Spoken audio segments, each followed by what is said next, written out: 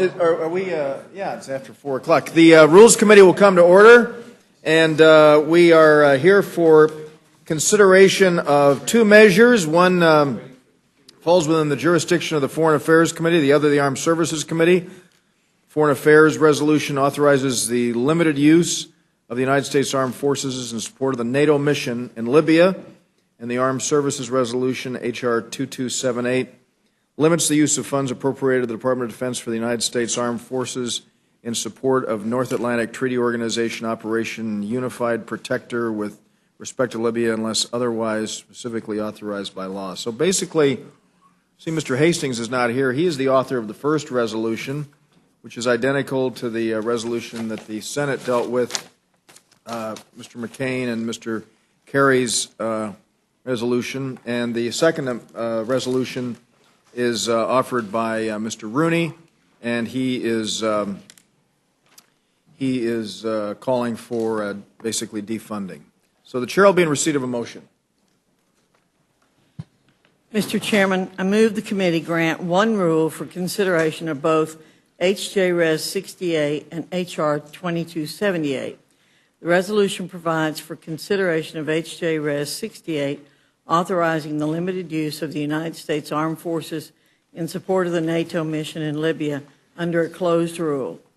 The rule provides 1 hour of debate on the joint resolution with 40 minutes equally divided and controlled by the chair and ranking minority member of the Committee on Foreign Affairs, and 20 minutes equally divided and controlled by the chair and ranking minority member of the Committee on Armed Services.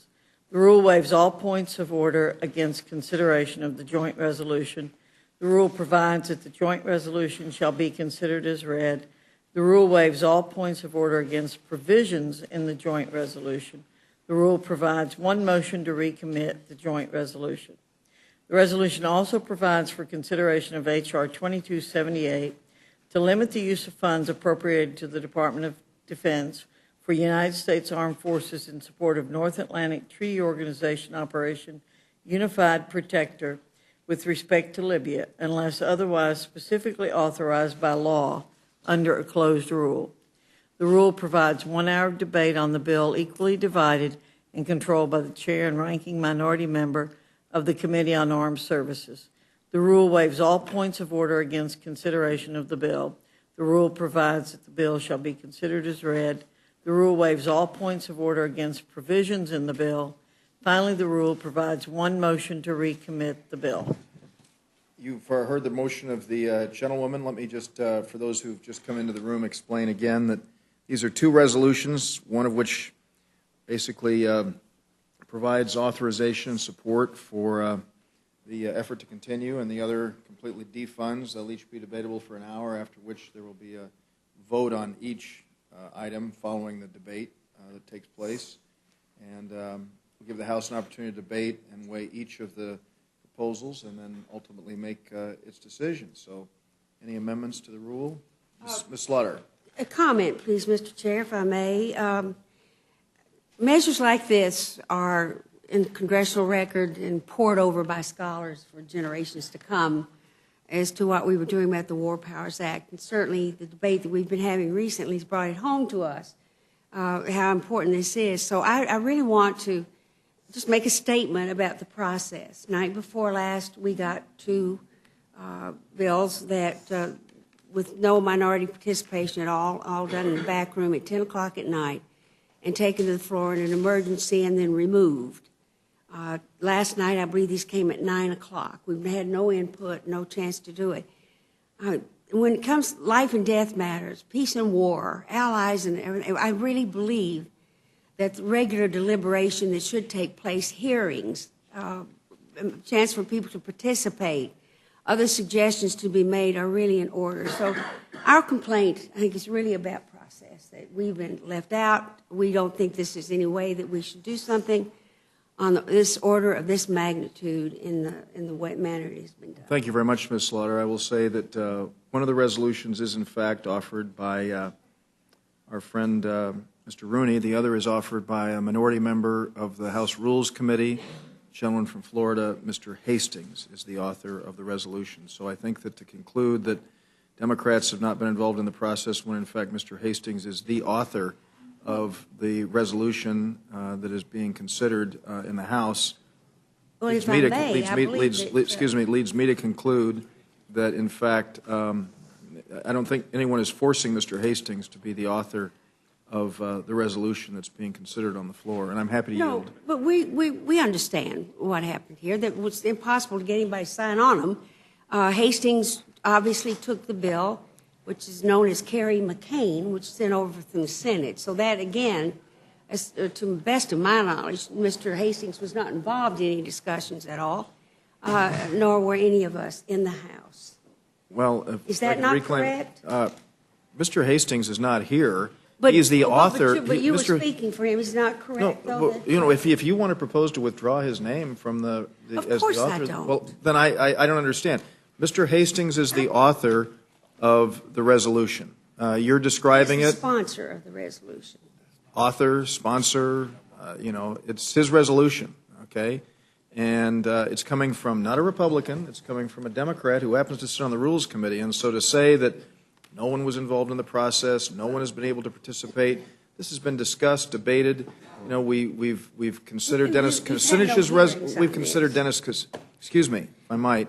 We've considered Dennis Kucinich's resolution, which he testified before this committee on. We had a lengthy hearing on that. We had a proposal that the Speaker of the House offered that passed the House dealing with this issue. So it's not as if nothing has been taking place here. And there are questions. And the gentlewoman is absolutely right that we clearly are going to see in years to come a discussion about the way in which the War Powers Act has been handled.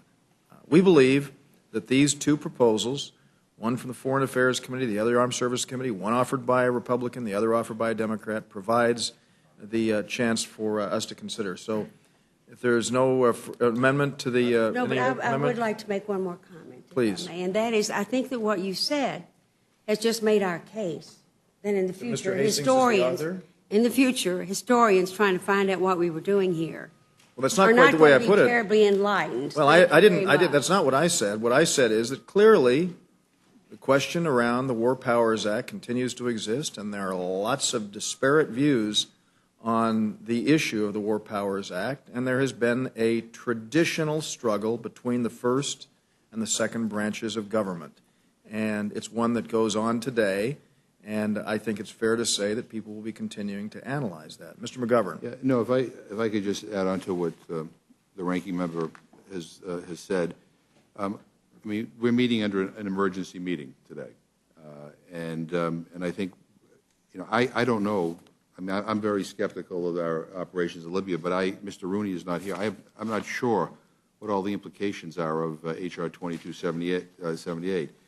The exceptions here are the limitations on funds that does not apply with respect to search and rescue, intelligence, surveillance, and reconnaissance, aerial refueling, and operational planning. I don't know whether or not that would also disqualify, you know, a humanitarian aid mission if people were in need of food or medicine, or I don't know what all the implications are. And had this gone through a regular process where there were hearings and a markup, you know, and this were not an emergency meeting, or Mr. Rooney were here, we could kind of have a discussion about what this means. I'm not happy with the President's policy in Libya, as my colleagues here know. But, you know, I'm not sure whether this is the right thing to do or not. And it would seem to me that, you know, we should have gone through regular order. And, you know, there are lots of questions. I know Mr. Dix has questions about whether or not, you know, this, disqualifies suppression of anti-aircraft. Or, I mean, you could, you know. So here we are, under an Emergency Rules Committee meeting, rushing something to the floor that I don't think any of us quite understand what the implications are. And so I think what Mr. Slaughter is saying, and I think we all kind of agree in a bipartisan way on this, is that there really should be a better way to bring something like this forward, especially since we're talking about war. And so I regret very much that it's coming up under this process. And I don't even know what the implications are of some of this stuff. Vote occurs on the motion of the gentlewoman from Grandfather Community. Those in favor will say aye. Those opposed, No. The ayes have it. The ayes have it. The motion is agreed to. And Mr. Clerk, call a roll. Mr. Stephens. Ms. Fox. Aye. Ms. Fox, aye. Mr. Bishop. Mr. Bishop, aye. Mr. Woodall. Mr. Nugent. Aye. Mr. Nugent, aye. Mr. Scott. Mr. Scott, aye. Mr. Webster. Mr. Webster, aye. Ms. Slaughter. No. Ms. Slaughter, no. Mr. McGovern. No. Mr. McGovern, no. Mr. Hastings. Mr. Polis. No. Mr. Chairman. Aye. Clerk, report the total. 6 yeas, 3 nays. And the motion is, excuse me, I'm sorry? How did Mr. Woodall vote? Mr. Woodall is not recorded. Mr. Woodall is the floor manager for this measure. Mr. Woodall votes aye. And the clerk report the total. 7 yeas, 3 nays. And the motion is agreed to, and this will be managed on the floor tomorrow by the gentleman from Lawrenceville, Georgia, Mr. Woodall, And I'll manage for the minority. and Mrs. Slaughter for the minority. Thank you all very much, and hope you all have a spectacular Independence Day break, and see you on Wednesday the 6th. Without objection, the committee stands adjourned.